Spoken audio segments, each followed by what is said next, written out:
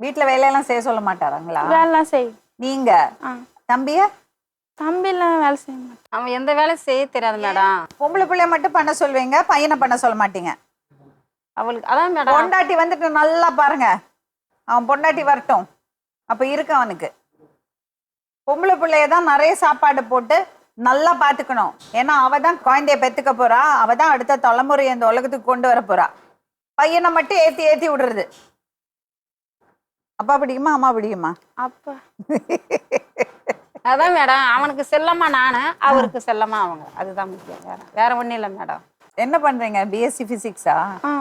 என்ன பண்ண போறீங்க டிகிரி முடிச்சுட்டு?